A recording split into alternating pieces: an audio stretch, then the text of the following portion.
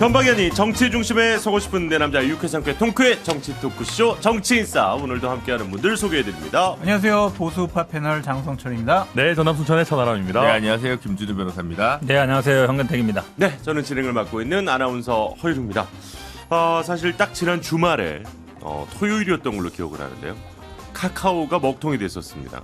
이제 뭐 거의 어느 정도 이제 안정화 단계까지 오는데 한 일주일 정도 걸린 것 같은데요. 그 뒷얘기도 참 많습니다. 내부는 뭐 별일 없으셨나요? 네. 카카오와 관련해서는? 네.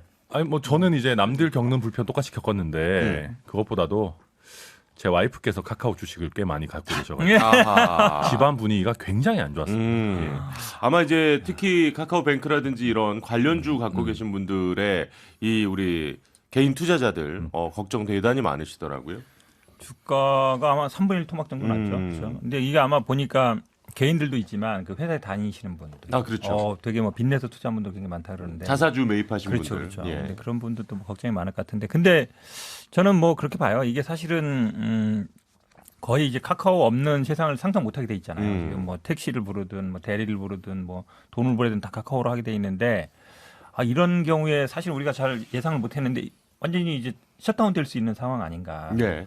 굉장히 그래서 한번 다시 생각해봐야 된다. 그런 계기가 된 것 같습니다. 대통령 인식과 아주 똑같으시군요. 아니 저도 그분 대통령 말씀하신 거 독과점 폐해 부분은 100% 동의해요. 그럼요. 왜 그러냐면 사실은 우리나라는 독과점에 굉장히 어찌 보면 둔감하지만 미국 같은 경우에는 독과점이 엄청나게 철저하거든요. 예전에 AT&T 이런 것도 다 분할시켜 버렸잖아요. 예. 마이크로소프트도 마찬가지고. 그러니까 그 정도 가야 돼요. 근데 지금 카카오는 거의 뭐 90% 4,700만, 5천만 중에 4,700만 쓰고 있으니까. 그러니까 이런 부분은 좀 손볼 필요가 있죠. 근데 사실 정치권에서는 텔레그램을 많이 쓰시잖아요. 체리따봉이라든가. 텔레그램은 돈을 못 보내요. 네, 체리따봉 같은 게 다 텔레그램인데 그래서 어쨌든 요즘 지난주에 갑자기 막 늘었더라고요. 평소에 죄 없어서 텔레그램 안 쓰시는 분들이 막 텔레그램 친구로 막 추가가 많이 돼서 네. 뭐든지 그래도 한 2개, 3개 정도의 서비스가 있어야지. 독점은 확실히 미국 자본주의 역사가 반독점의 역사와 약간 괴를 같이 하는 부분이 있습니다. 네. 근데 저는 생각이 좀 다른 게 예. 카카오톡 쓰기 편하고 많은 사람들과 대화를 할 수 있어서 쓰는 거잖아요. 자발적으로 쓰는 거잖아요. 네. 근데 그런 거를 독과점이라고 해서 규제를 하는 게 맞는 것이냐. 미국 같은 경우도 왓츠앱이라든지 중국은 위챗, 일본은 라인 다 독과점이잖아요. 예. 그럼 거기도 그런 것들을 규정을 하느냐, 규제를 하느냐, 그건 좀 살펴봐야 될 것 같은데 저는 독과점 부분보다 그러한 독과점인 플랫폼을 이용을 해서 반공정, 불공정한 행위를 했느냐, 네. 그것을 좀 규제하고 그것을 좀 제도적으로 보완하는 게 맞지. 카카오 국민들이 자발적으로 쓰는데 그 독과점을 어떻게 규제할 거야? 근데 그런 논리면 시장에서 100% 지배하는 걸 막을 수가 없어요. 지금 아니, 예를 들어 근데 택시 같은 것도 보면 이제 카카오로 다 정리되고 있는 분위기잖아요. 그게- 대리도 그렇고. 그러니까 근데 그거를 그러니까 미국도 옛날에 AT&T가 통신을 다 먹었었어요. 근데 그게 결국 독점의 문제가 되면서 주별로 분할하고 이렇게 분할한 거거든요. 네. 그래서 카카오 지금도 택시 부분은 별도 네.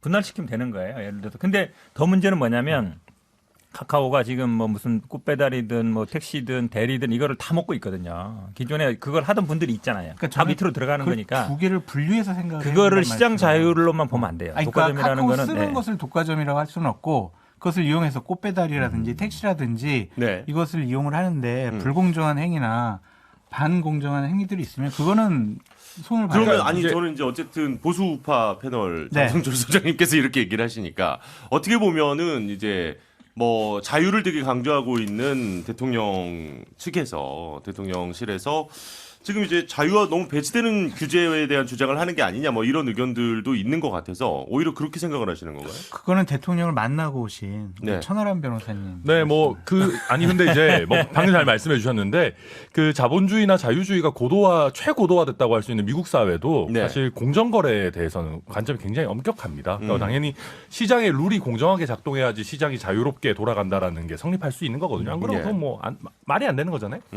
저도 카카오톡을 당장 쪼개야 된다 이렇게까지는 안 가더라도 말씀하신 것처럼 문어발식 확장을 하면서 소상공인들에게 너무 시장 지배적 지위를 남용하는 거 아니냐 잘 봐야 되고 그 다음에도 이제 카카오톡쯤 되면은 거의 기간통신망이랑 다를 바가 없다 현실적으로. 예. 그래서 그 기간통신망에 준하는 정도의 관리 감독 같은 규제들은 뭐 충분히 들어갈 수 있는 것 아닌가. 뭐 그런 정도의 뭐 대통령의 인식. 사실 그러니까 이런 식으로 그러니까 우리의 통신망이 조금 끊긴 기억은 KT가 한번 또 화제로. 그쵸. 예, 그때 당시에 뭐 이렇게 자영업자분들 뭐 포스기가 안 된다든지 뭐 이런 것 때문에 우리가 한번 겪었는데 어쨌든 이런 화재라든지 이런 데이터 센터 같은 것들을 좀 나눠놓을 필요가 있다. 뭐 이런 주장들도 좀 많이 들리는 것 같더라고요. 그러니까 네이버랑 비교가 딱 되잖아요. 음. 네이버는 바로 몇 시간 만에 복구를 했는데 카카오는 복구 안 됐잖아요. 그건 이제 이원을 안 됐다는 얘기인데 중요한 건 이제 장소장님 같이 생각하는 분들이 많아요, 사실은. 근데 카카오의 영업 방식을 보면 처음에 대리운전도 거의 수수료 안 받고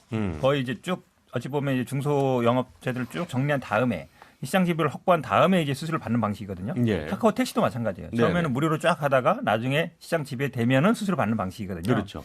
그럼 그거를 예를 들어 시장 자율이니까 그렇게 해도 된다 그러면 사실은 카카오가 시장을 딱 지배하기까지는 쫙 장악히 들어가요. 그거는 이제 무료로 한다는데 뭐가 문제야. 네. 그다음에 지배한 다음에 나는 수수료 받아야 돼. 돈 벌어야 돼. 나는 뭐 공짜로 했어. 그렇게 되면 막을 방법이 없어요. 그러니까 모든 분야 마찬가지거든요. 그러니까 어쨌든 플랫폼 사업자가 확장을 하는 과정에서 계속 나왔던 지금 이런 그렇죠. 말씀들이기 때문에 뭐 그전에 뭐 배달 애플리케이션도 마찬가지고요. 예전에 이제 윈도우 미디어 플레이 관련한 이제 뭐 공정거래위원회 판단도 있었는데 어쨌든 네. 그런 규제라든가 아니면 지금 민주당 쪽에서 아마 발의한 온라인 플랫폼 공정화에 관한 법률 보통 지금 언론에서 온플법이라고 하는데 그게 이제 카카오와 그러니까 플랫폼과 밑에 있는 다른 사업자 간의 이제 그 거래 남용이나 부당한 지위가 없도록 하는 이제 표준 계약서 만드는 거거든요. 예, 예. 근데 그런 법들이라도 이 기회에 좀 잘 통과가 돼서 성과 있는 이번 정기국회가 좀 됐으면 하는 바람입니다. 장 소장님 끝으로 말씀, 짧게 듣고 독과점제를 이용하거나 남용을 해가지고 반공정 경쟁 행위를 하는 것은 분명히 막아야 된다라는 생각이에요. 네. 그러니까 그 부분에 대해서는 저는 현근택 변호사님이랑 생각이 똑같은데 경쟁자의 진입을 어쨌든 약탈적인 가격 정책으로 막거나 그런 것으로 인해서 소비자에게 피해를 주거나 이런 것들은 당연히 공정 거래 차원에서 규제를 하고 제도적으로 보완을 해야 될 것 같은데 카카오톡 국민이 자유롭게 이용하는데 독과점이다. 그러니까 카카오톡 이것을 손봐야 된다. 이런 접근은 전 잘못됐다고 말씀드리는 겁니다. 어떤 의미인지 알겠습니다. 예. 마중물 토크인데 역시 이제 다들 쓰고 있는 뭐 정말 여기 계신 분들도 다 사실 그 정치인사 팀도 카카오톡으로 연락을 합니다. 그렇네요. 예, 그렇잖아요. 저희 단체방도 그런 것처럼 알겠습니다. 자, 빨리 광고 듣고 와서 오늘의 또 다른 이야기들 계속 이어가겠습니다. 네, 정치인사입니다. 역시 뭐 카카오톡과 관련한 또 카카오와 관련한 이슈가 가장 뜨거웠기 때문에 마중물 토크로 좀 이야기를 길게 나눠봤고요. 이번 주에 화제가 됐던 대통령의 단어가 하나 또 있습니다. 바로 이제 주사파인데요. 네, 이 주사파가 그러니까 그 김일성의 그 주체 사상을 따르는 사람들을 지칭하는 말 아니겠습니까? 참 이게 그때 당시에 현장에 계셨던 분이 오늘 저희 스튜디오를 찾아주셨습니다. 신윤. 시계 좀 보여줘요. 그러네요. 시기 받았어요? 시계 받았죠. 네. 아, 천하람 변호사께서 당근마켓에 내놓은 거 아니야 벌써? 이게 이제 지난 19일 점심이었죠. 이게 이제 그때 당시에 당협위원장들 원외에 계신 분들 모여 있는 식사 자리였던 걸로 제가 봤는데 네. 식사 함께 하셨죠? 그럼요. 네네네. 그 사진 일일이 한 명씩 사진도 찍어주셨다 그러던데 사진 찍으셨습니까? 네, 저도 당연히 찍었습니다. 예. 아니 근데 그 자리에서 직접 들었잖아요. 그렇죠. 종북 주사파와는 협치가 불가능하다. 일단 기본적으로 굉장히 오랜만에 듣는 단어죠. 그렇죠. 예. 사실 이제 저희 세대 정도만 해도 주사파 그러면 그 수강 신청할 때 네네. 주 4번만 가게. 그렇죠. 그게 생각나지 사실은. 예, 일주일에 이게 4번 학교 가는 거를 얘기하는 예, 뭐 거죠. 주체 사상 이런 거 사실 잘 생각 안 나거든요. 네. 그래서 저도 이제 뭐 이렇게 듣고 있다가 갑자기 종북 주사파 말씀하셔가지고 이렇게 귀를 쫑긋하고 들었는데 뭐 보도된 대로 누구를 특정해서 말씀하시지는 않았고, 그러니까 종북 주사파는 반헌법 세력이니까 뭐 이거 협치의 대상이 아니다. 그러니까 뭐 건전한 뭐 진보 세력과는 협치도 하고 우리가 좌클릭도 해야 되지만은 종북 주사파라는 선을 그어야 된다. 근데 뭐 당연한 얘기인데. 그러니까 난데없이 누가 왜 질문을 하셨냐는 하신 거에 대한 답변이라면서요. 그러니까 이제 다른 분이 이제 북한 도발이 세고 이렇게 하니까 우리 자유민주주의를 지켜야 되고 종북 주사파는 뭐 이렇게 멀리 해야 되고 이런 얘기를 하셨고, 이제 좀 다른 분들이 얘기 좀 하다가 네. 이제 대통령이 약간 마무리 발언하면서 발언한 사람들의 얘기를 이렇게 좀 종합하면서. 반영해서 얘기하는 과정에서 나온 얘기 정도로 저는 뭐 당시에는 받아들였습니다. 그러니까 특정인을 겨냥해서 한 얘기는 아니다. 뭐 알겠는데, 그러니까 왜 지금 같이 요즘 여야가 치열하게 조금 대립하고 있을 때 이 얘기를 갑자기 하셨냐? 그리고 이제 그렇게 되면은 당연히 야당 입장에서는 우리한테 한 얘기냐 그랬더니 그건 뭐 스스로 생각해 보시면 주사파는 스스로 알 것이다. 이제 이렇게 리액션이 다시 돌아오니까 그래서 어쨌든 계속 좀 얘기가 지금 돌고 있는 거 아니겠습니까? 현 변호사님은 어떻게 보셨어요? 주사파 김일성주의자는 저도 사실은 이제 90 학번이니까 네. 학생 때 정말 지겹게 싸웠던 얘기들이거든요. 네. 그 당시에는 이제 뭐 NL-PD 대립이 격화될 때였으니까, 그러니까 PD 쪽에서 볼 때 NL 주사파들 NL 쪽 보는 뭐 주사파 김일성주의자의 공격이라는 게 정말 많았고, 그쪽에서는 뭐 개량주의 공격이 많았는데, 이 단어를 이제 지금 천 변호사 얘기처럼 요즘 와서 쓰는 거는 참 신선해요. 그러니까 김문수 경선의 위원장이 이제 김일성주의자 얘기 나오면서 지금 되는 것 같은데, 그러니까 협치란 말을 안 썼으면, 그러니까 협치라는 게 결국은 야당과 협치를 얘기하는 거잖아요. 어떤 뭐 특정 정치 세력과 하는 게 아니라. 근데 예. 협치라는 단어를 안 썼으면 뭐 충분히 그럴 수 있다라고 볼 수 있어요. 그런데 예를 들어서 뭐 김일성주의자 주사파와 협치한다. 그러면 협치는 결국 야당을 상대로 하는 건데, 그럼 야당을 뭐 주사파로 보는 거 아니냐라는 비판을 충분히 할 수 있죠. 근데 본인들이 알 것이다. 그럼 뭐 예전에 이제 너는 주사파 했으니까 주사파 아직도 있는 거 아니냐, 너 주사파 아니냐 이렇게 공격하는 건 마찬가지라서 이게 비슷해요. 논법이 뭐냐면 그럼 뭐 죄를 지었으니까 뭐 그러는 거 아니냐, 네 죄는 네가 알지 않느냐 이런 거랑 비슷한 거거든요. 그래서 아직도 이 김문수 위원장이 끌고 가는 80년대 쪽으로 어찌 보면 끌고 간 건데 그거에 지금 계속 이제 퇴행하고 있는 게 아닌가 이렇게 보여요. 김준호 변호사님. 그러니까 저는 하나는 일단 뭐 주체사상 뭐 지금도 믿으시는 분 있을 수 있죠. 그러니까 저는 근데 한국 사회에서는 사상의 경쟁 시장에서 자기갱신에 실패해서 네. 더 이상 호소력을 얻지 못한 한때 잠깐 대학가 일부에서 유행했던 사상의 조류로 이해하고 있습니다. 그래서 뭐 크게 위협을 느끼는 분들이 있을까. 네. 근데 여기 괜히 협치라는 단어를 붙여서 오해를 사게 했다. 아무리 여당 원외 위원장들이 있는 자리라고 하지만 예. 뭐 우파 오피니언 리더 중에 일부가 이런 표현을 쓸 수는 있지만 대통령의 격에 맞는 대통령의 언어는 아니지 않냐. 이게 첫 번째고요. 두 번째는 제가 뭐 다른 방송에서 한 번 얘기했는데 네네. 진짜 주사파가 있죠. 음. 평양에. 아 예. 예. 예. 근데 평양에 그분들이랑 있겠죠. 대화를 해야 되잖아요. 네네. 담대한 제안도 하셨던 분 아니겠습니까? 그러니까 이게 자꾸 주사파 하면 아니 북한이랑은 얘기를 아예 안 하시는 대화 안 건가? 하겠다는 거야? 어. 그러니까 이제 이왕 같은 표현을 써도 뭐 극단적인 세력이나 뭐 어떤 사람이랑 협치가 불가능한 이렇게 얘기를 해야지 이 표현은 북한에서 듣기가 기분이 나쁜 거예요. 그러니까 저는 뭐 별로 뭐 진짜 주사파 뭐 이거 신경 안 쓰는데 외교를 생각하면 조금 더 정선된 언어. 그게 사실 국격과 그걸 뭐 이렇게 지키는 거라고 저는 생각하거든요. 네네. 그런 면에서 좀 한번 재고해 보셔라. 태극기 아스팔트 부대와 같은 표현을 쓰시는 게 곤란할 때가 있다.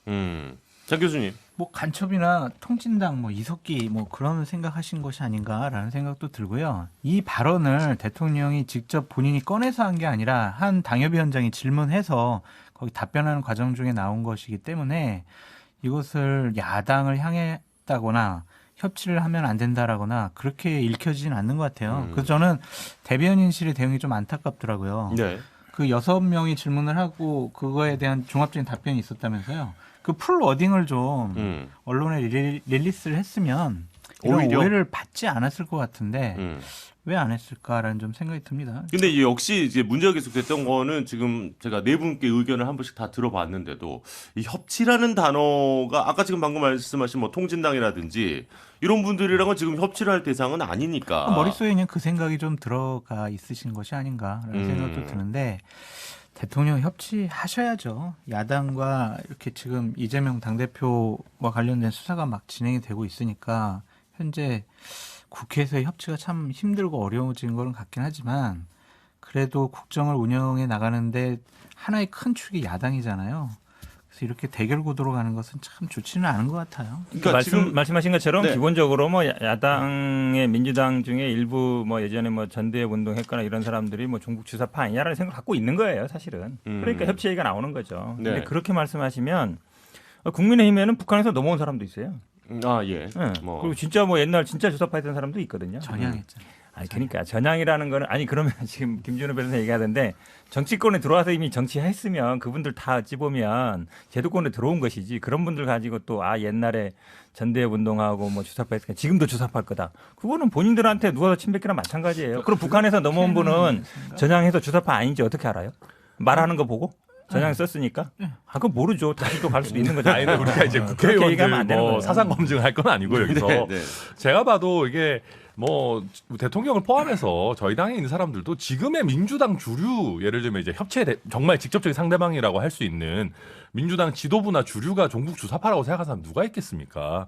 그러니까 누구보다 사실은 자본의 논리에 충실한 분들이고 이게 이제 그 예. 지난주에 김문수 위원장의 발언부터 이게 어떻게 보면 이어져 오고 있는 그런 흐름 아니겠어요? 이게 말이 안 되는 얘기잖아요. 문재인 대통령이 김일성주의자다. 아니 그러면 나라 왜 안 갖다 바칩니까? 재임 기간 중에. 그리고 김일성주의자인데 왜 그러면 자유우파의 지금은 이제 상징이 되신 윤석열 대통령을 왜 검찰총장으로 임명해요? 그러니까 이게 논리적으로 이게 다 좀 약간 이상한 얘기들이잖아요. 그러니까 그러면서 이게 뭐 자꾸 막 이런 얘기를 글쎄요, 이게 정치적인 의도가 있는 건지 모르겠는데 네. 굳이 의도가 있다면 이거 지지층 결집밖에 해석할 방법이 없는데 이거 잘못된 전략이다 누가 봐도. 왜냐하면은 윤석열 대통령을 지지했던 유권자층에서 이탈한 사람들은 대체로 다 중도적 성향의 사람들이에요. 예. 지금 뭐 애국 보수나 이렇게 전통적 지지층 이런 분들은 아마 그대로 거의 대부분 계실 거란 말이에요. 특히 연령대도 높으신 네네. 분들 그대로 있기 때문에 글쎄요, 저는 이런 전략을 굳이 우리가 채택할 필요가 있나?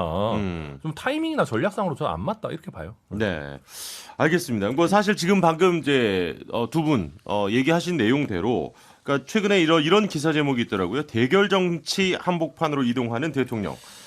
그러니까 이게 진화보다는 확전을 택하신 게 아닌가라는 쪽으로 보는 시각들이 있다는 건데. 지금 제가 아까 그 말씀드린 것처럼 이 김문수 경제사회노동위원장의 이 문재인 전 대통령 김일성주의자 발언에도 약간 옹호하는 듯한 기조가 사실 보이고 그렇다 보니까 오히려 더 이렇게 지지층 결집을 위해서 좀 이런 소위 말하는 이제 사상 싸움을 더 부추기는 거 아니냐 약간 이렇게도 보여서 좀 걱정돼서 여쭤보는 거거든요.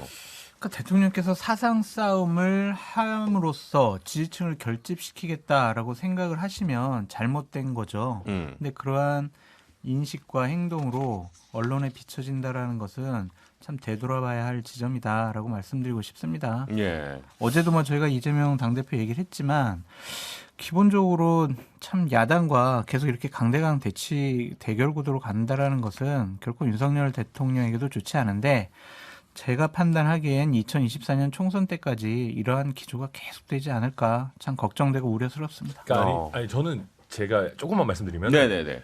디테일한 비판을 해야 됩니다. 음. 그러니까 예를 들면은 민주당이나 문재인 정부의 대북 정책 기조 중에 이런 건 너무 과했다. 이거는 예. 전략적으로 안 좋았다. 네. 이런 얘기를 해야 서로 대화가 돼요. 근데 너네는 김일성주의자야, 종북 주사파야라고 얘기를 하기 시작하면은 이게 뭐 대화가 안 되잖아요. 그러니까 그렇죠. 마찬가지로 저희도 얘기하는 게 아니 국민의 절반 이상이 선택한 다 정부들인데 뭐 극단적 친일이야, 뭐 주사파야, 이거는 말이 안 되는 거거든요. 국민들을 모욕하는 거기 때문에 우리가 단어 사용할 때 좀 과도한 어떤 흑백 논리는 좀 지양해야 된다. 7, 80년대 반공 한쪽은 반일. 예. 이거 가지고 약간 말하자면 정치적 이득을 취했던 거에서 벗어나지 못하는 경우가 가끔 있는데 전형적인 예라고 보고 예. 지지율이 계속 이제 답보 상태고 답보 상태죠. 사실 이제 안 좋은 상태니까 네. 그럼 컨텐츠를 내놔야 되는데 그게 싸움이면 이건 좀 곤란한 것 같습니다. 네. 제가 보기에는 그거랑 비슷해요. 우리 많이 얘기하잖아요. 이제 황교안 전 대표 때 이랬거든요. 네네. 뭐 종북 주사파 얘기, 뭐 김정은 대변인 얘기. 근데 황교안 대표도 보시면 공안검사 출신이고 검사 생활 오래 하셨거든요. 그렇죠. 기본적인 인식이 윤석열 대통령 저는 비슷하다고 봐요. 이분은 뭐 특수통이지만 기본 인식은 비슷하다. 이거 뭐 이제 그러니까 야당이라는 의견이시니까. 제 생각인 그런 네네네. 거예요. 그러니까 황교안 대표도 그때 엄청나게 공격을 그런 식으로 했습니다. 종북 주사파 뭐 이런 식으로 공격했는데 그거랑 매는 맥을 같이 하고 있다라고 봅니다. 네, 알겠습니다. 뭐 워낙 또 뜨거웠던 토픽 주제였는데 네 분의 이야기를 들어보니까 어쨌든 대화를 이어가기 위해서는 조금 이런 방향성은 양쪽이 모두 좀 지양했으면 그럼요. 좋겠다. 예, 이렇게 말씀을 해주시는 걸로 정리가 좀 될 것 같고요. 그리고 또 장 교수님이 마지막에 말씀해 주셨던 24년 총선 때까지 좀 이런 강대강 구도가 계속될까봐 걱정된다는 말씀 아마 정치권에 계신 분들이 조금 주의 깊게 들어주시면 더 좋지 않을까 이런 생각하면서 빨리 광고 듣고요. 저희는 다음 주제로 넘어가서 이야기 계속 이어가 보도록 하겠습니다. 네, 정치인싸입니다. 정진석 비대위가 지금 계속 출범이 돼서 현재 여당이 나아가고 있습니다. 그런데 우리가 지난주에도 그 얘기했었잖아요. 뭐 당무감사라든지 그리고 이제 비어 있던 당협위원장 자리를 비대위에서 이제 선정을 하는 것에 대해 오히려 이제 조금 정진석 비대위가 길어질 거라는 예측을 이제 지난주에 해 주셨었고 그렇다 보니까 오히려 이제 이 속도 조절을 좀 할 것 같다.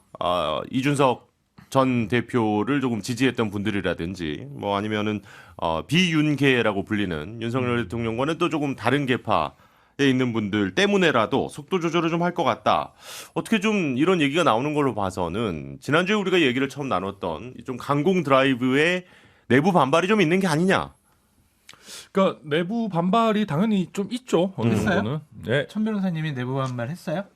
아니 좀 큰 반발을 뭐 제가 뭐 무슨 힘이 있겠습니까? 근데 이제 예를 들면 뭐 그런 얘기죠. 이게 정진석 비대위는 누가 보더라도 사실 관리형 비대위에 가깝거든요. 예. 뭐 사실 다음 전당대회 이제 치르고 원래 그렇게 오래 할 계획도 아니었고.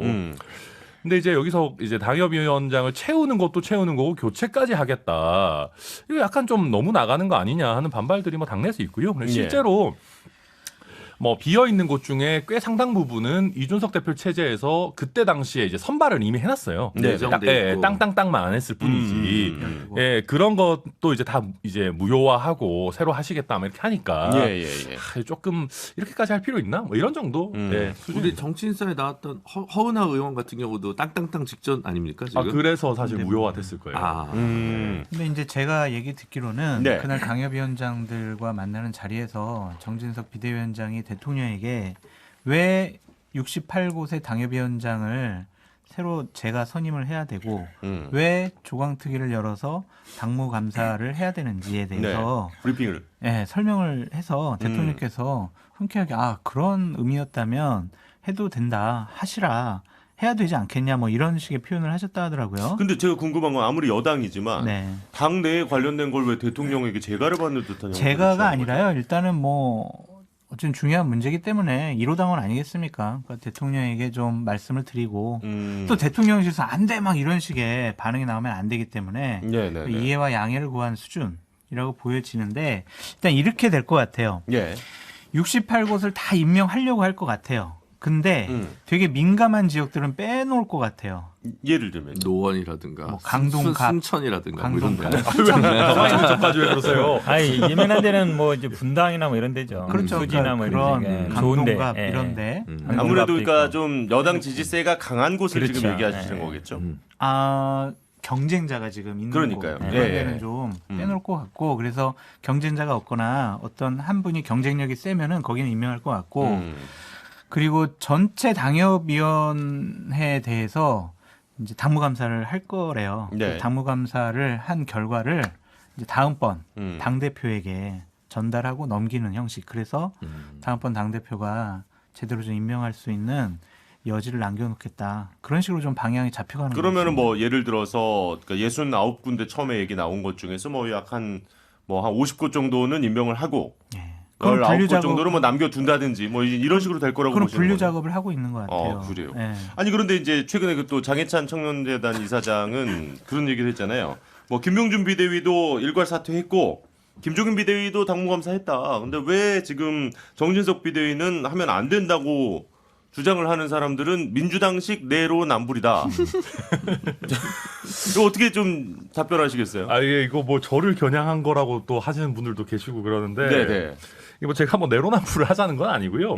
근데 이제 그때 당시 김종인 비대위나 김병준 비대위는 다 지선이나 총선을 대패한 이후에 세워졌던 혁신형 비대위 내지는 그런 거에 가까웠어요. 그러다 보니까 정말 뼈를 깎는 쇄신을 하자 이런 거고 지금 저희 당이 참 위태로워서 그렇지 사실 냉정하게 보면은 지난 두 번의 선거는 이겼거든요. 그렇죠. 그래서 그리고 총선을 앞두고 지금 비대위원장이 과연 이 역할을 하는 게 맞는 거냐라는 갑론을박이 나올 수 있는 시기예요. 또 한 가지는 사실 전당대회 준비가 큰 역할인데 이런 식으로 당협위원장을 바꿔버리면 당대표 후보에 대한 유불리가 갈릴 수 있어요. 그러니까 그런- 내 쪽, 그러니까 당 대표에 오시는 분들을 지지하는 사람들로 바꿔 넣었다라는 오해를 살 수 있다. 예. 그러다 보니까 이게 약간 전당대회에 영향을 미치려고 하는 거 아니냐라고 하는 불필요한 오해까지 살 수 있는 지금의 환경에서 예. 이걸 급히 할 필요가 있느냐. 뭐 글쎄요. 저는 이게 그렇게 크게 내로남불이라고 생각하지는 않습니다. 이 정도 장해찬 이사장 같은 경우에는 본인이 총선에 출마하고 싶어 하잖아요. 부산 지역에서. 뭐 그럴 수 있죠. 네, 그래서 좀 이번 기회에 음. 바꿔서 철을 주시면 어떨까요?라는 개인적인 바람도 있지 않을까요? 그건 뭐 어쨌든 네, 그건 뭐. 장소장님의 개인적인 의견이었고요. 근데 뭐 저도 현 한번 변호사님이 요 잘 사안에 모르긴 대해서. 하지만 네. 그러니까 약간 변한 것 같아요 기류가. 왜냐하면 지난주까지만 해도 이 모임 하기 전까지만 해도 정진석 비대위원장이 뭐 당무감사하고 당협위원장들 교체한다고 했을 때 대통령실에서 뭐 반발했다는 얘기가 들렸잖아요. 그건 이제 한마디로 얘기하면 차기 당대표가 해야 된다. 네네. 그럼 차기 당대표 할 일이 없어지고 권한도 없어지는 거 아니냐. 왜냐하면 아무리 공천권이 있다 해도 당협위원장들 다 잘라내기는 어렵거든요. 그렇죠. 임명한 분들한테 그래도 우선순위가 가게 돼 있어요. 그러면 차기 당대표는 그냥 허섭해야 될 가능성이 있는데 이제 그거를 용인해 준 건지 그렇게 왜냐하면 정치적인 스탠스가 확 바뀌었는지 예. 그게 좀 의문이고 음. 지금 이제 김정인 비대위원장이나 김병준 비대위원장 같은 경우는 이분들이 뭐 당권을 장악해서 내가 뭘 하겠다 이런 분들이 아니잖아요. 비대위 와서 그렇죠. 그리고 대부분 보면 총선 직전에 음. 당이 막 어려울 때 이럴 때는 뭐 어느 당이나 다 마찬가지예요. 예. 다 사퇴하고 새로 하겠다 막 이런 건데 그때랑 지금은 다르잖아요. 음. 그리고 지금 어찌 보면 다음 당대표가 누가 될 거냐 거기에 영향력 있는 당협위원장을 누가 선정할 거냐 그 싸움이거든요. 근데 만약에 지금 장 교수님 저 말씀처럼 한다 그러면 윤석열 대통령이 정진석 비대위원장한테 힘을 실어준 거예요. 그러니까 당대표로 나갈 생각을 더 많이 이게 나한테 힘 실어줬으니까 당협위원장 내가 선정해서 나도 당대표 나가도 되겠네? 로까지 갈 수 있는 상황 아닌가라고 보여요. 예. 어쨌든 당무감사를 통해서 당협을 감사하겠다고 하면 전당대회가 2월달 이전에 열리기는 불가능할 것 같아요. 그리고 3월 저는 되게 지난주에 해주셨던 얘기들 중에 공감이 갔던 게 지금 어쨌든 뭐 내각에 들어가 있는 분들이 또 나올 거를 감안한다면 2월보다는 늦어질 거다. 네. 더 갈 거다. 이 비대위가. 뭐 상당 부분 좀 공감이 갔던 이야기였는데 그렇다 보니까 어쨌든 지금 당대표, 여당 당대표 그리고 이제 또 이 다가오는 총선에 공천권을 갖고 있는 당대표다 보니까 맞습니다. 계속해서 좀 관심이 갑니다. 그렇다 보니까 국민의힘 내 일각에서는 이제 경선 룰을 전당대회 경선 룰을 뭐 100% 당원 투표로 바꾸자 뭐 이런 주장이 나오니까 안철수 의원이 바로 그럼 대통령이 그냥 임명을 해라. 이렇게 각을 세운 것 같아요. 예, 조금 그동안은 계속해서 뭐 나는 이 정부가 그러니까 실패하지 않도록 막아야만 되는 뭐 이런 사람이다 뭐 이렇게까지 얘기를 하시면서 당대표 출마 의지를 밝히셨던 분인데 상당히 좀 각을 또 세우시더라고요. 그러니까 이게 사실 친윤 조직표에 의존한 전략을 벌인 거죠. 그렇지. 이제는 친윤 조직표가 나한테 안 오겠다라는 판단을 하고 그러면 약간 민심 내지 중도층 어떤 본래 본인이 갖고 있던 포지션으로 승부하겠다. 그러면 이제 100% 당원 투표면은 본인이 거의 힘들다고 이제 판단을 하고 오히려 이제 여론조사 결과를 높이는 쪽으로 전략을 바꾼 건가요? 그렇죠. 이제 뭐 예를 들면 예전에 장제원 의원과의 뭐 연대설 뭐 이게 나오고 뭐 당 주류가 밀어주니 많이 할 때랑 분위기가 완전히 달라졌다라는 거고 역시 확실히 사람이 뭔가 미련을 내려놓으면은 옳은 말씀을 하세요. 약간 저는 좀 그렇다고 보거든요. 당대표를 내려놨다는 거예요. 아니 당대표를 내려놨다는 거다. 친윤회로 예. 가려다가 이제 안 법률을 된 하려다 안 포기했다. 그래서 너무 맞는 말씀 하셔가지고 저도 약간 당황스러운데, 그러니까 저희 당의 이 당대표 역사가 민주당도 비슷한데 점점 참여자가 늘어나는 형태로 민주화가 됐어요. 어떤 의미에서. 예. 그러니까 사실상 그 뭐 대통령이 총재를 겸하던 시절은 당대표를 거의 지명하다시피 했고 네. 근데 그게 아니었다가 저희가 또 대의원 투표로 늘렸다가 전당원 투표로 된 것도 그렇게 오래되지 않았어요. 아마 90년대 말 정도였던 것 같고 그러다가 이제 당원 뭐 일반 당원도 포함시켰다가 뭐 이제 일반 국민도 포함시키고 이런 식으로 늘어났거든요. 예. 근데 이거를 다시 이제 당원만 하겠다 해서 국민을 빼겠다는 거는 퇴행이에요. 어찌 보면. 그리고 여기 안철수 의원이 페이스북에 되게 잘 썼던데 윤석열 대통령을 만들어준 사람들이 당원만 있냐. 예. 그 뽑아준 지분이 있는 일반 국민들, 그러니까 그 국민의힘 지지 성향의 국민들의 지분을 왜 빼앗아가냐라는 얘기를 쓰셨는데 너무 명문을 오랜만에 쓰셔가지고 아니 제가 저는 국민의힘이 당원 당규 바꾸면은 굉장히 제 입장이 곤란해져요. 네. 왜냐면 제가 지난번 우리 전당대회 할 때 그렇죠. 국민의힘 당원 당규 봐라. 대의원제도 없고 얼마나 공평하냐. 5대5로 예선하고 본선에서 7대 3으로 한다. 맨날 그 얘기했거든요. 그랬죠. 제가 그랬죠. 페이스북에도 맨날 썼어요. 네네네. 민주당 퇴행적이다. 대의원제 간선제 이거 뽑지도 않은 대의원제 없애자. 그리고 당원 비율보다 국민의 여론을 늘리자. 맨날 이랬거든요. 네. 그러면서 국민의힘 당원 당규 잘 돼 있다 이랬단 말이에요. 네네네. 근데 이거 싹 바꿔가지고 지금 이제 당원으로 백불해버리면 제가 그동안 했던 얘기가 다 적이 돼버려요. 되게 바꾸면 안 민망해지는 돼요. 상황이 됐네요. 아니 예. 제가 오히려 이제 내부 총질러 같아요. 그러니까 절대 바꾸면 안 돼요. 제가 보기에는 네. 이게 룰을 바꾸는 거는 쉽지가 않을 것 같아요. 음. 그러니까 바꾸려고 막 계속 의견을 개진을 하고 분위기를 보는데 뭐 100% 당원이라든지 아니면 90% 당원 이렇게 비율 조정은 좀 힘들 것 같고 그럼 가능성이 거의 없다고 보세요? 저는 힘들 것 같아요. 힘들지만 유승민 전 대표가 당 대표가 되지 않기 위한 규정을 하나 만들 것 같아요. 어떤 거냐면 결선 투표. 그러니까 당원 100%라는 것도 부담감이 어떻게 있어요. 보면은 이제 그 유승민 전 대표 입장에서는 늘 여론조사가 높게 나오고 이제 당원 지지율이 낮은 분이니까 네. 그 부분을 조금 견제하기 위한 거 아니냐 이런 의견도 사실 있거든요. 그렇죠. 그러니까 그게 천 변호사님 말씀하셨던 것처럼 정치 퇴행으로 비춰질 수 있기 때문에 상당히 이 부분 건들기가 쉽지가 않아요. 주장을 강하게 하는 사람들은 있지만 예. 하지만 결선 투표라는 조항을 도입을 하게 되면 유승민 대표가 과반을 얻지 1등을 못하면 하더라도 예. 과반 얻지 못하면 친윤 후보를 정리를 해서 결선 투표하면 당원에 그리고 국민의힘 지지층에 많은 지지를 받는 친윤 후보가 당대표가 될 수 있기 때문에 결선 투표제도 민주당도 하고 있잖아요. 이 조항이 도입될 가능성이 높을 것 같아요. 지금까지는 없었던 거죠. 네, 지금까지 없었어요. 없었어요. 야, 이 부분은 대단히 조금 주의 깊게 저희가 한번 지켜보면 오히려 되게 반대 재밌을 것 상황이네. 같네요. 이제 국민의힘이 민주당 당원 단계를 따라하겠다 이런 상황이잖아요. 아니 그러니까 참고로 지금 정의당이 결선 투표 중인데 네. 당원 100%로 하거든요. 아. 이정미 전 의원이 49점 몇 프로로 50%가 안 돼가지고 네네. 김윤기 후보랑 결선 투표를 하는데 그러니까 사실 당원 투표 100%가 뭐 반민주적인 건 아닙니다.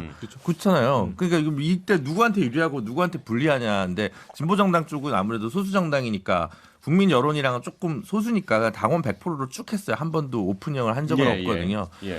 그래서 뭐 그리고 이게 지역에서의 당권 그러니까 공천할 때도 또 문제가 뭐가 되냐면 이중이 돼요. 동네가 작은데 여기서 당원이 곧 여론조사에서 이중 투표를 해가지고 문제가 되는 케이스들이 있거든요. 예. 호남 같은 데서 민주당이 그게 계속 문제가 되는 거예요. 경선 룰 관련해서 그렇기 때문에 그래서 꼭 어느 제도가 더 좋다 안 좋다라기보다는 이 저희가 너무 의심스러우니까 이렇게 해가지고는 지지층은 결집될지 몰라도 중도나 무당은 더 떠나갈 텐데 예. 이건 유승민 의원한테 불리하냐 유리하냐 문제가 아니라 국민의힘이 지금 더 좁아지는 길이기 때문에 지금 이걸 택하면 안 되는 거지. 이거 뭐 꼭 100% 당원 투표가 나쁘다 이렇게 생각하지는 않습니다. 저도 100% 동감입니다. 네. 그리고 그래서 당 대표 뽑는 거니까 당원만 한다 할 수 있어요. 근데 그럴 거면 전당대회 한참 남겨놓고 바꿔야 됩니다.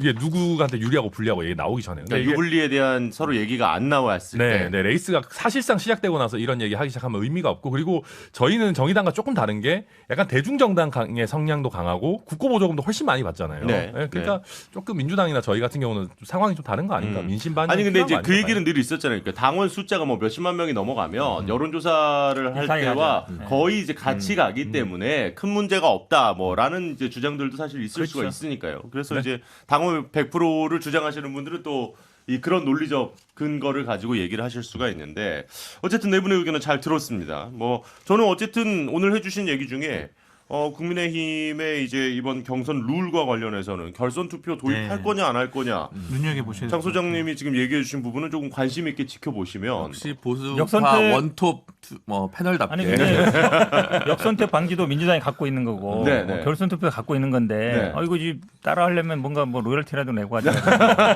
아니 그거를 반대로 해야 된다고 늘 주장하시는 영근택 변호사님이신데 우리는 여기 따라가야 된다는데 저쪽은 우리 따라야 된다니까 결국은 같은 쪽으로 수렴하는 것 같아요. 근데 어쨌든 이렇게 지금 이제 전당대회와 관련해서 새로운 당대표 관련 이야기가 계속 나오고 있는 와중에 요즘 이준석 전 대표는 조금 두문불출 같은 느낌이 들어서 소식이 잘 안 들리던데 혹시 좀 근황 알고 계신 거 있습니까 두 분? 제가 좀 측근하고 연락을 해봤는데 예, 공백의 정치를 한다라고 이렇게 얘기를 좀 하더라고요.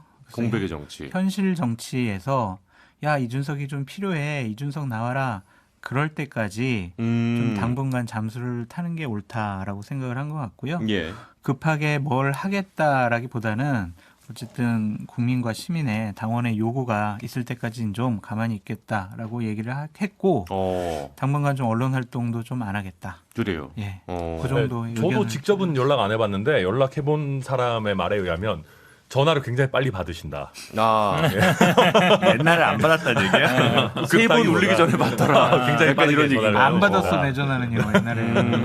네, 아무튼 잘 말씀 주셨고 그리고 지금 전국이 사실 이준석 대표한테까지 관심이 갈 수 있는 전국이 아닙니다. 네. 야당 대표 관련한 이슈가 이제 워낙 핫하기 때문에 그렇고 그러다 보니까 아마 차분하게 책 같은 것도 좀 마무리하고 워낙 또 힘들게 달려왔으니까 재충전의 시간도 갖고 그렇죠. 그러지 않을까 싶습니다. 네. 이제 그런 와중에 또 아까 우리 잠깐 이름이 언급됐던 분인데 황교안 전 대표도 지금 재등장을 하셨더라고요. 당권에 도전한다고 기자회견을 하셨던데 어느 정도 좀 영향력이 있을 거라고 보십니까? 신경 안 쓰셔도 될 것 같고요. 아, 그렇게까지 단정적으로 말씀을 하시네요. 컷탈락 하실 가능성이 높지 않을까 싶어요. 컷오프. 컷오프에서 예. 오. 일반 여론조사 한번 해가지고 네. 한 3명이나 4명으로 끊거든요. 예, 예. 후보가 많으면 아마 조금 본선에는 진출하지 대선 못할 경선 가능성이 때도 그러지 있죠. 않았어요? 네, 맞아요. 제 네, 기억에 근데 그런 것 같은데. 아, 그래서 참 좌절스러워요. 그러니까 이분이 가장 지금 계속 주장하는 게 부정선거. 2020년 부정선거 이거 조사하자, 막 물러가라 막 이러고 있잖아요. 그리고 그 다음에 저희가 대선 지선 이긴 거는 어떻게 설명할지 저는 뭐 잘 모르겠는데, 그러니까 그 이런 게 근데 기본적으로는 친윤 후보 입장에서는 좀 그래도 반갑지는 않을 거예요. 어찌됐든 약간 표를 좀 이렇게 쪼개는 영향이 일부라도 있을 거고, 다만 컷오프가 되면 그런 영향은 제한적이겠습니다만은 황교안 대표의 사례는 보면 좀 딱하죠. 굉장히 고위직까지 하셨던. 뭐 사실 검찰에서 승승장구하셨던 분인데 그렇죠. 이렇게까지 뭐 좀 대통령 직무대행까지 하셨던 분이니까. 그러니까요. 예. 그러니까 이렇게까지 저희가 사실은 좀 안 좋게 평가할 수밖에 없는 게 저는 뭐랄까요 고위 검찰에 대한 국민의 신뢰를 낮추는데 일조하시는 분 아닌가 네, 좀 안타깝게 생각합니다. 저는 주목해야 될 분 중에 하나가 나경원 전 대표라고 말씀드리고 그렇죠. 싶은데 네, 네. 어제 그저께 금요일 날 좀 측근들하고 모여서 여러 가지 얘기를 좀 상의한 모양이에요. 그래서 앞으로 행보를 어떻게 할지 좀 눈여겨 보셔야 될 것 같아요. 이건 뭐 지난주에 이제 비상임 위원장이기 때문에 네. 뭐 그쪽으로 어쨌든 계속 여지를 남겨두신 거다라는 분석해 주셨잖아요. 그러니까 또 특명대사, 뭐 기후변화 특명대사 기후대사. 이런 것도 더 준 거예요? 네, 하나 더 줬어요. 나올 것 하나 더 같으니까. 이렇게 했는데 아, 계속 나온다 그러면 하나 더 또. 나오고는 되게 싶어하는 것 같아요. 아주 강해요, 의지가. 아, 저도 여론조사에 그걸 잘 나오니까. 느꼈던 게 저희가 이제 그 대통령과 원외 당협위원장들 그 식사했잖아요. 거기서도 당협위원장 대표 축사를 나경원 전 의원한테 시켰어요. 단 한 명을 시켰는데. 아, 그래요. 그다음 그리고 이제 나갈 때 이제 한 명씩 나가잖아요. 예. 그 입구에 딱 출구에 딱 서셔가지고 당 대표 출마하시는 느낌으로 한 명 한 명씩 인사를 다 하시더라고요. 강해요, 그래서 의지가. 이거는 약간 아직까지 의지가 있으신 것 같다. 뭐 그런 느낌을 좀 강하게 받았습니다. 네.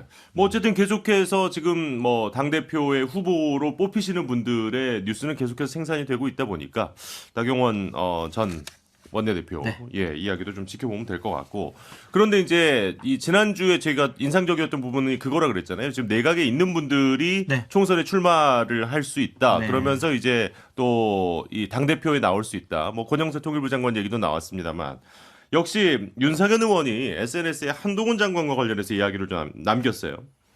이 정치권에서 호사가처럼 총선 차출을 얘기하는 건 1년 뒤라도 빠르다. 더 이상 차출 얘기가 나오면 안 된다. 그렇지만 이제 여기 계신 네 분은 호사가 아니겠습니까?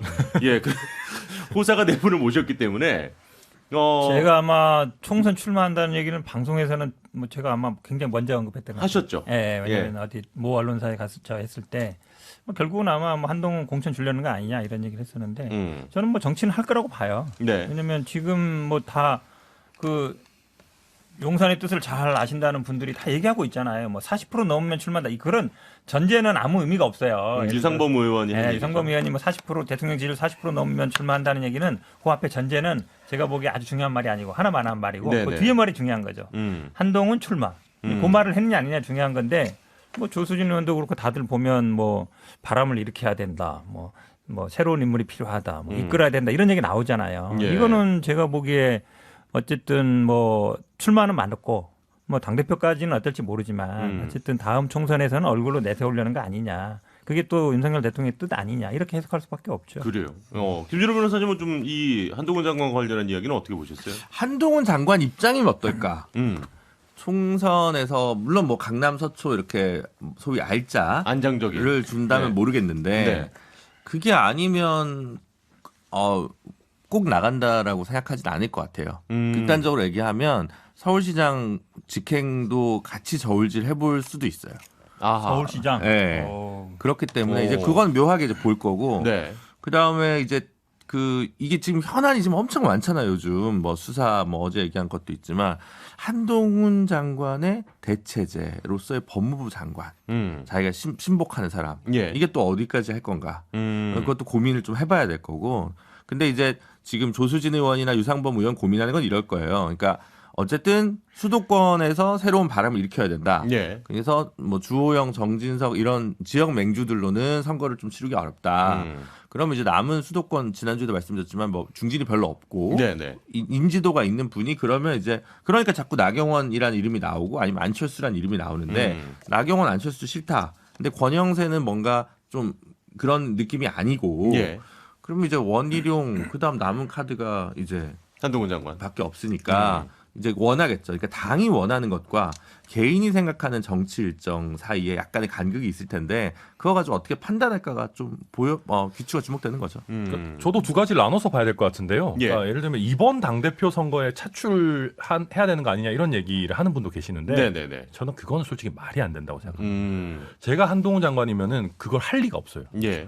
왜냐하면 일단 처음 와서 당대표를 하는 것 자체가 이제 부담스러운 일일 뿐더러 네네네. 그렇게 하면 정치를 본격하기도 전에 총선 결과에 따른 책임부터 져야 될 수도 있습니다. 아, 예. 물론 저희 당 예. 입장에서 총선이 잘 되면 너무 좋겠지만은 만약에 기대만큼의 성적을 얻지 못한다. 예, 예. 그럼 책임을 져야 되는 자리인데 저는 그런 선택을 할 리는 없다고 보고요. 예. 대신에 이제 총선 출마냐 서울시장 출마냐를 가지고 저울질은 할 수 있을 거라고 보고 제 느낌상입니다만은 정치를 하실 가능성 자체는 좀 높지 않을까 그 정도 봅니다. 정치할 가능성은 99% 뭐 100%다라고 볼 수밖에 없고 2024년 총선 출마도 예정된 길이다. 수순이다? 네, 그렇게 어. 말씀을 드리고 싶은데 문제는 전당대회에서 나와가지고 당대표에 나올 것이냐 말 것이냐 이거잖아요. 예, 예. 저는 지금까지 가능성이 없고 그렇게 되는 것도 한동훈 장관에게 그렇게 썩 좋은 선택이 아니다라고 생각을 하는데 분위기가 하여튼 요상해졌어요. 그러니까 지금의 시점과 내년 2월 달의 시점은 분명히 정치권이 달라요. 네네네. 이재명 당대표에 대한 민주당에 대한 지금 수사가 강하게 진행 중이잖아요.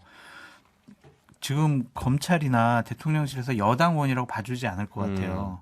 그러면은 정치판을 바꾸자라는 명목으로 내년 2월 이후에 3, 4월 이후에 전당대가 열리면 한동훈 장관을 전격 당대표로 밀거나 투입할 가능성도 있다라고 보여집니다. 네. 사실 이제 3개월이 좀 넘게 남은 건데 뭐 더 길어지면 이제 4개월도 넘어갈 수는 있겠습니다만 정말 무슨 일이 생길지 모를 정도로 긴 시간입니다. 그래서 좀 이 내용들 참고해서 지켜보시면 좋을 것 같고요. 광고 듣고 오늘 이야기 마무리하도록 하겠습니다. 네, 정치일사 벌써 이제 마무리할 시간인데요. 오늘도 참 다양한 이야기 나눴습니다. 뭐 여러 가지 이제 이 논란이 됐던 단어들 부터 또 카카오 사태로 시작을 해가지고 뭐 다음 주에도 어쨌든 이야기는 좀 계속 이어질 것 같네요. 그래서 이제 지난주에 했던 이 판세 분석을 바탕으로 또 이번 주를 이어갔더니 아주 재밌는 이어짐들이 보여서 계속해서 혹시 근데 지난주 자꾸 얘기하는데 무슨 얘기했지 하시는 분들은 늘 유튜브에는 다시 보기를 하실 수 있습니다. 예, 다시 한번 보시면. 좋아요. 아니, 복귀하시고 나서 저희 조회수가 좀 약간 저조한 걸 신경 쓰시는 거 아닙니까 지금? 저 뭐 일희일비하지 않고 앞만 보고 가도록 하겠습니다. 자, 오늘도 수고 많으셨고요. 저희 네 분과 함께 다음 주 이 시간에 또 인사드리도록 하겠습니다. 네 분 수고 많으셨습니다. 고맙습니다. 감사합니다.